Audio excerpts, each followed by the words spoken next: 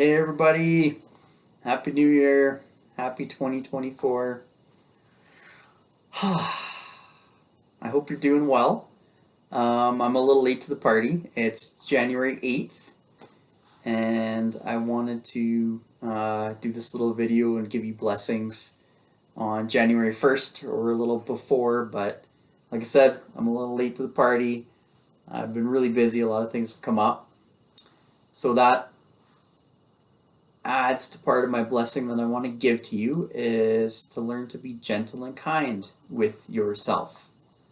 And a little insight that I had that was shared with me from a meditation group that I'm involved in is they're taking their time in these 2 weeks to get themselves nice and set up, have their program nice and set up, and they're not out the gate 100%. I know a lot of us typically are. It's like we're setting that New Year's resolution, and January 2nd, we're out that gate, and we're gonna go to the gym 7 days a week. We're gonna quit smoking right now. We're gonna quit drinking right now. We're gonna do these amazing things right now. And I don't think that works too well. The history books show that that doesn't really work too well. I know a lot of gym owners and a guy who owns the martial arts studio, and they all say that business picks up like crazy in the New Year's for like the first week or 2 weeks or maybe a month. Some people make it a month, but then they say then the business just starts to teeter down and gets slower and slower. So that 100% out the gate doesn't work for most of us, and my suggestion is to make some realistic goals to set yourself up for success. For me, I am going to a martial arts class one night a week to begin with, and I'm setting the bar for 2 months, and then after that I might make it another 2 months or whatever. But it's a realistic bar because I've got a bunch of other stuff in my paradigm that I do. I work long days some days, as most of you do probably too. And yeah, I've got other goals of things that I do during the week. So one night a week, 2 months is realistic, and it's a great start. And then I'm going to make sure to pat myself on the back after the 2 months, and then I can up that bar. And I could go twice a week, but I'm not setting that as an expectation because I know it's not realistic. So yeah, I wish you well on setting that bar in a realistic manner. The other part that I want to share with you, the blessing part, as I was watching a very beautiful episode. I watched Joe Dispenza, Dr. Joe Dispenza. I don't know if you ever heard of him before. He's quite an in-depth meditation practitioner, and he does a lot of deep studies on the mind and the brain and how it functions. Yeah, I just started watching a series called Rewired, and I was watching the second episode right before New Year's. This is where I wanted to give you the blessing, where I had these insights. The episode was really cool because it was called What is Change? And it talks about all the neurology and all the chemicals in the brain and the wiring in the brain and what change looks like through that lens, and all kinds of awesome facts and statistics and stuff like that.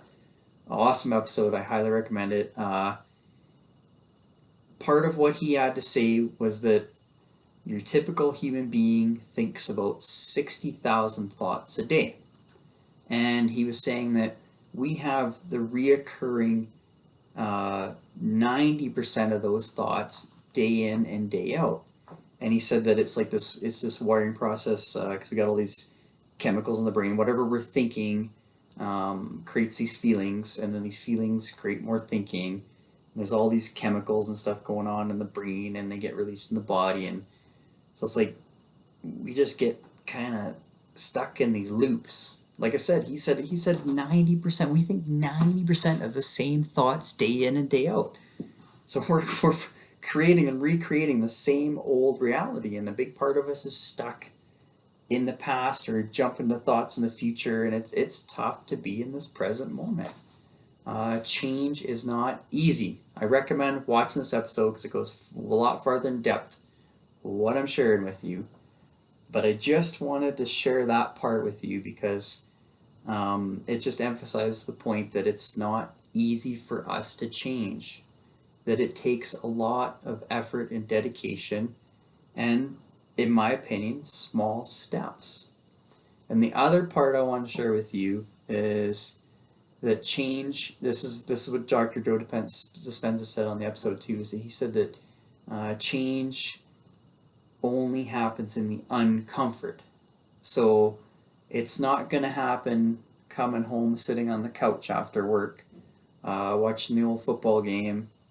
It's gonna happen when I decide to go for that walk that I wanted to go for after work and get some fresh air, or to get my ass to that martial arts class, or to have that difficult conversation, or like stuff that I don't normally do, and it's uncomfortable because it's not the norm. So my suggestion is to you, um, is to do stuff that's uncomfortable. That's just different stuff that you're not normally used to doing, just to help just change.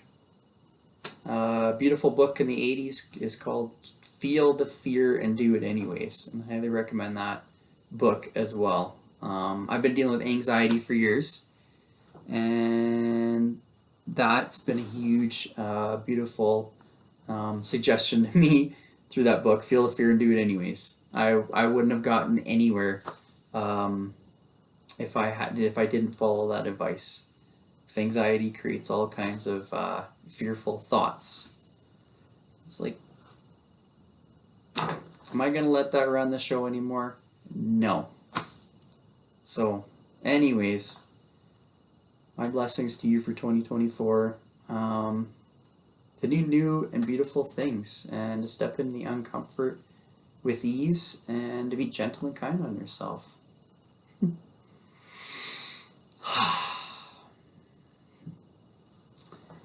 Be well in the new year.